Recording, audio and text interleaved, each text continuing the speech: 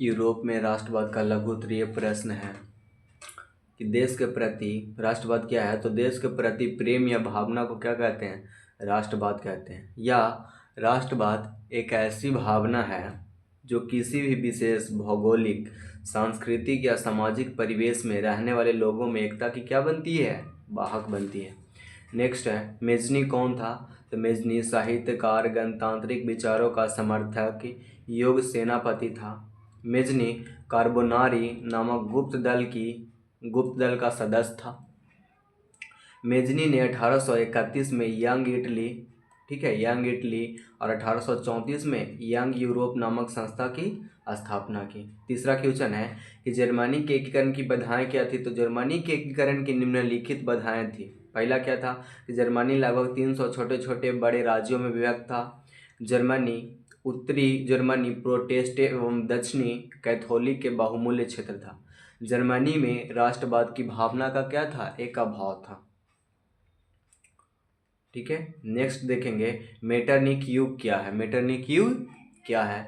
तो Metternich Austria का chancellor था। मेटरनिक ने 1815 से 1848 तक यूरोप की राष्ट्रीय राजनीति में महत्वपूर्ण भूमिका निभाई।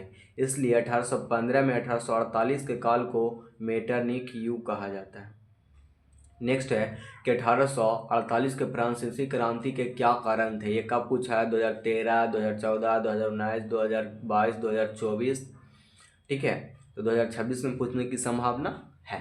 तो 1848 में फ्रांसीसी क्रांति के निम्नलिखित कारण थे। पहला क्या है? लुई फिलिप की कमजोर नीति। लुई फिलिप द्वारा प्रतिक्रियावादी गीजो की प्रधानमंत्री बना। पूंजीपति वर्ग को साथ रखना। असफल विदेश नीति।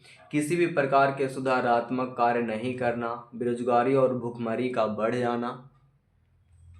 इटली और जर्मनी के एकीकरण में ऑस्ट्रिया की भूमिका क्या थी? तो इटली और जर्मनी के एकीकरण में ऑस्ट्रिया का सबसे बड़ा बाधक था। 1830 की क्रांति की बाद इटली में भी नागरिक आंदोलन शुरू हो गए। इसी समय मेजनी उत्तरी और मध्य इटली का क्या किया? एकीकरण करने का प्रयास किया। लेकिन मेटरनिक ने नागरिक आंदोलन को क्या किया? दबा दिया। जर्मनी में राष्ट्रवादी भावना को मेटरनिक ने दमनकारी, एक होता ना दमनकारी कानून काल्सबाद के आदेश द्वारा क्या किया गया? दबा दिया गया। सातवां क्वेश्चन है कि यूरोप में राष्ट्रवाद को फैलाने में नेपोलियन बोनापार्ट किस तरह सहायक हुआ? तो यूरोप में राष्ट्रवाद को फैलाना में फ्रांस की क्रांति के बाद नेपोलियन के आक्रमण के महत्वपूर्ण योगदान दिया। पहला क्या है इसमें देखेंगे, यूरोप के कई राज्यों में नेपोलियन के अभियान से नव युग का क्या हुआ? संदेश पहुंचा, मतलब संदेश को बताया गया। नेपोलियन में इटली और जर्मनी के राज्यों को भौगोलिक नाम की परिधि से निकालकर वास्तविक नाम और राजनीतिक रूपरेखा क्या किया? प्रदान किया, जिससे इटली और जर्मनी का एकीकरण क्या हो गया? मार्ग प्रशस्त हो गया। नेक्स्ट है गैरिबाल्डी के कार्यों की चर्चा करें। तो गैरिबाल्डी क्या था? एक पेशे से एक नाविक था। गैरिबाल्डी सिसिली और नेपल्स पर आक्रमण कर वहां गणतंत्र की स्थापना की। गैरिबाल्डी ने जब रोम पर आक्रमण की तो एक योजना बनाई, तो काबुल ने रोम की रक्षा के लिए अपनी सेना को भेज दी। इसी बीच गैरिबाल्डी की भेंट किससे हुई? भेंट काउंट काबुल से हो गई और वह दक्षिण इटली के जीते गए क्षेत्र में विक्टर इमैनुअल को दे दिया। इस तरह गैरिबाल्डी के सहयोग से इटली का एकीकरण क्या हो गया? संभव हो गया। नेक्स्ट है विलियम वन के बगैर जर्मनी का एकीकरण बिस्मार्क के लिए क्या था? असंभव था। कैसे? तो विलियम वन जानता था कि ऑस्ट्रिया और फ्रांस को पराजित किए बिना जर्मनी का एकीकरण संभव नहीं है। जर्मनी के एकीकरण करने के लिए विलियम ने बिस्मार्क को अपना चांसलर नियुक्त किया। विलियम अगर बिस्मार्क को अपना चांसलर नहीं बनाता तो जर्मनी का एकीकरण क्या था? असंभव था, कभी हो ही नहीं पाता। नेक्स्ट है वियना कांग्रेस की दो उपलब्धियां बताइए। उसका दो उपलब्धि क्या क्या हासिल किया था? तो वियना कांग्रेस की दो उपलब्धियां निम्नलिखित है। पहला क्या था? पुरातन व्यवस्था की पुनः स्थापना। तो ऑस्ट्रिया के चांसलर मेटरनिक, जो फ्रांस ने बुर्बो वंश की पुनः स्थापना कर लुई 18वां को फ्रांस का क्या हुआ, राजा बना दिया गया। और सेकंड क्या था, गणतंत्र एवं प्रजातंत्र का विरोध करना। तो मेटरनिख 1789 के फ्रांस की क्रांति की देन गणतंत्र एवं प्रजातंत्र का विरोधी था। उन्होंने हर संभव प्रयास किया इटली एवं जर्मनी में राष्ट्रीयता की भावना ना जागे। और नेक्स्ट है 11 नंबर क्वेश्चन कि जर्मनी के एकीकरण के लिए बिस्मार्क ने कौन कौन सी नीति अपनाई। तो जर्मनी के एकीकरण के लिए बिस्मार्क ने रक्त एवं लौह की नीति को अपनाई। बिस्मार्क का मानना था कि बिना सेना के जर्मनी का एकीकरण संभव नहीं है, इसलिए उसने डेनमार्क और ऑस्ट्रिया तथा फ्रांस के साथ क्या किया, युद्ध किया। उसके बाद है दीर्घ उत्तरीय प्रश्न क्या है। तो इटली के एकीकरण में मेजनी, काउंट काबूर और गैरिबाल्डी का योगदान के बताएं। 5 नंबर। तो इटली के एकीकरण में मेजनी का क्या योगदान था। तो मेजनी एक साहित्यकार, गणतांत्रिक विचारों का समर्थन और योग सेनापति था। मेजनी का संबंध कार्बोनारी नामक गुप्त दल से था। 1830 में मेजनी उत्तरी और मध्य इटली का एकीकरण करना चाहता, लेकिन मेटरनिख ने नागरिक आंदोलन को क्या किया है, दबा दिया, जिसके कारण मेजनी को इटली से पलायन करना पड़ा। मेजनी ने 1831 में यंग इटली और 1834 में यंग यूरोप नामक संस्था का स्थापना किया। 1848 में मेजनी पुनः इटली आया। मेजनी इटली का एकीकरण गणराज्य बनाना चाहता था, लेकिन सार्डिनिया पीडमाउंट का शासक चार्ल्स एल्बर्ट अपने नेतृत्व में सभी प्रांतों का विलय करना चाहता था।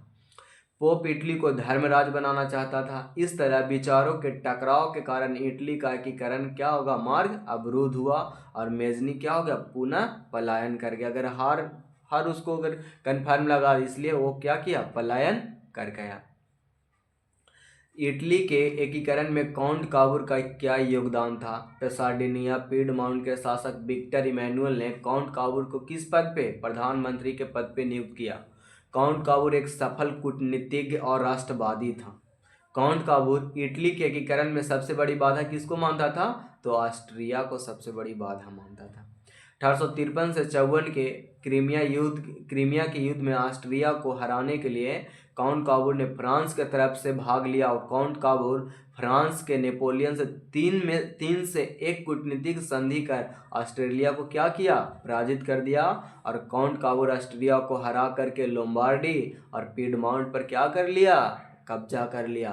फ्रांस को मदद करने के बदले काबूर ने नीस और सेवाय नामक रियासत फ्रांस को दे दिया। 1860 से 61 तक काबूल ने सिर्फ रोम को छोड़कर उत्तरी और मध्य इटली के सभी रियासतों को मिला दिया। 1862 तक दक्षिण इटली, रोम तथा वेनेशिया को छोड़कर बाकी रियासतों का क्या हो गया, विलय कर लिया गया। इटली के एकीकरण में गैरिबाल्डी का क्या योगदान था, उसका देखेंगे। तो गैरिबाल्डी पेशे से क्या था, एक नाविक था। मेजनी के विचारों का समर्थन, परंतु बाद में काबूल के संवैधानिक राजतंत्र का पक्षधर बन गया। गैरिबाल्डी सिसिली और नेपल्स पर आक्रमण कर वहां गणतंत्र का स्थापना किया। गैरिबाल्डी ने जब रोम पर अपना आक्रमण की योजना बनाई तो काबूल ने रोम की रक्षा के लिए अपनी सेना को क्या किया, भेज दिया। ठीक है। और गैरिबाल्डी का भेंट किससे हो गया, काउंट काबूल से। जीते गए क्षेत्र को विक्टर इमैनुअल को दे दिया। इस तरह गैरिबाल्डी के सहयोग कब हुआ, 1871 में पूर्ण हो गया। अब जर्मनी के एकीकरण बिस्मार्क की भूमिका क्या है। तो बिस्मार्क प्रूसिया के शासक विलियम का चांसलर था। बिस्मार्क जर्मन डाइट में प्रूसिया का प्रतिनिधि था। बिस्मार्क हिंगेल व विचारों से प्रभावित बिस्मार्क रक्त एवं लौह की नीति का अवलंबन किया। जर्मनी के एकीकरण के लिए प्रूसिया का डेनमार्क, ऑस्ट्रेलिया और फ्रांस से युद्ध हुआ। 1864 में प्रूसिया ऑस्ट्रेलिया के साथ मिलकर डेनमार्क पर आक्रमण कर दिया। 1866 में ऑस्ट्रिया प्रूसिया के बीच में सेडोवा का युद्ध हुआ और 1871 में फ्रांस और प्रूसिया के बीच सोडान का युद्ध हुआ। और 10 मार्च 1871 को फ्रांस और प्रूसिया के बीच फ्रैंकफर्ट की क्या हो गई, संधि हो गई। इस तरह 1871 ईस्वी में जर्मनी का एकीकरण क्या हो गया, पूर्ण हो गया। नेक्स्ट क्वेश्चन है, राष्ट्रवाद के उदय के कारणों का प्रभाव का चर्चा करें। तो क्या यूरोप में राष्ट्रवाद के उदय का कारण क्या क्या था। तो पुनर्जागरण के फलस्वरूप उत्पन्न परिस्थितियाँ, 1789 के फ्रांसीसी क्रांति का आदर्श, नेपोलियन का सैन्य अभियान और मेटरनिख की प्रतिक्रियावादी नीति था। नेक्स्ट है, राष्ट्रवाद के उदय के प्रभाव क्या है। तो राष्ट्रीयता की भावना से प्रेरित होकर अनेक राष्ट्रों में क्रांतियां, आंदोलन और नए रास्ते का उदय होने लगा। राष्ट्रवाद का प्रभाव एशिया, अफ्रीका के उपनिवेशों पर भी पड़ा। राष्ट्रवाद के विकास ने प्रतिक्रियावादी शक्तियाँ और निरंकुश शासकों का प्रभाव क्या हो गया, कमजोर कर दिया। राष्ट्रवादी प्रवृत्ति ने साम्राज्यवादी प्रवृत्ति को क्या किया, बढ़ावा दिया। भारत भी यूरोपीय राष्ट्रवाद से क्या हो गया, प्रभावित हो गया। जुलाई 1830 की क्रांति का विवरण दें तो चार्ल्स एक निरंकुश एवं प्रतिक्रियावादी शासक था जिसने फ्रांस में राष्ट्रीयता एवं जनतंत्रवादी भावनाओं को दबाने का क्या किया, काम किया। उसने प्रतिक्रियावादी पोलिंगनेक को अपना प्रधानमंत्री बनाया। पोलिंगनेक अभिजात वर्ग के साथ दिया और उदारवादियों ने इसे चुनौतियों तथा क्रांति के विरुद्ध षड्यंत्र समझा। उदारवादियों में पोलिंगनेक के विरुद्ध गहरा असंतोष मतलब रूठ जाना। चार्ल्स एक्स ने इस विरोध की प्रतिक्रिया स्वरूप 25 जुलाई 1830 को 4 अध्यादेशों के द्वारा उदार तत्वों का गला घोटने का क्या किया, प्रयास किया। इस अध्यादेश के विरोध में पेरिस में क्रांति की लहर दौड़ गई और फ्रांस में 28 जून 1830 को गृह युद्ध आरंभ हो गया। इसे ही जुलाई 1830 की क्या कहते हैं, क्रांति कहते हैं। इस क्रांति के बाद चार्ल्स एक्स को फ्रांस की गद्दी त्याग कर कहाँ, इंग्लैंड जाना पड़ा। बुर्बो वंश के शासन का क्या हो गया, अंत हो गया। अब बुर्बो वंश के स्थान पर वंश के आलेल आर्लेयस वंश के लुई फिलिप को गद्दी क्या हो गया, सौंप दिया गया। नेक्स्ट क्वेश्चन है, यूनानी स्वतंत्रता आंदोलन का संक्षिप्त विवरण दे। तो यूनानी तुर्की साम्राज्य के क्या था, अधीन था। यूनानियों ने तुर्की से अलग होने के लिए हितेरिया फिलायक नामक संस्था का स्थापना उड़ीसा नामक स्थान पर की। इंग्लैंड, फ्रांस तथा रूस यूनान के स्वतंत्रता का पक्षधर था। ईस्वी से अलेक्जेंडर चिप्सिलियासी के नेतृत्व में विद्रोह शुरू हुआ। 1827 में लंदन में एक सम्मेलन हुआ जिसमें इंग्लैंड, फ्रांस, रूस और तुर्की के खिलाफ तथा यूनान के समर्थन में संयुक्त कार्रवाई करने का निर्णय लिया। तीनों की संयुक्त सी नवारिया की खाड़ी में तुर्की के खिलाफ एकत्रित हुई और युद्ध में मिस्र और तुर्की बुरी तरह से क्या हुआ, विभाजित मतलब हार गया, पराजित हो गया। 1829 में एड्रियानोपुल की संधि हुई जिसके तहत यूनान को स्वायत्तता दिया गया। 1832 में कुस्तुतुनिया की संधि हुई और यूनान को स्वतंत्र घोषित कर दिया गया। नेक्स्ट है, यूरोप में राष्ट्रवाद के प्रसार में नेपोलियन बोनापार्ट के योगदानों की विवेचना कीजिए। तो 1789 की फ्रांसीसी क्रांति के बाद यूरोप में राष्ट्रवाद के प्रसार में नेपोलियन का महत्वपूर्ण योगदान था। नेपोलियन 1799 में डायरेक्टरी का शासन समाप्त कर 1804 में नेपोलियन फ्रांस का क्या बना, सम्राट बना।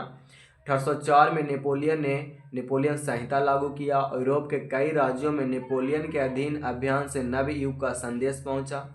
नेपोलियन में इटली और जर्मनी के राज्यों का भौगोलिक नाम की परिधि से निकलकर वास्तविक और राजनीतिक रूपरेखा प्रदान किया, जिससे इटली और जर्मनी के एकीकरण का क्या हो गया, मार्ग प्रशस्त हुआ। 1815 में नेपोलियन वाटरलू के युद्ध में क्या हो गया, हार गया। तो मित्र राष्ट्रों ने नेपोलियन को कैद कर सेंट हेलेना नामक टापू पर रखा जहां 1821 में नेपोलियन की क्या हो गई, मृत्यु हो गई।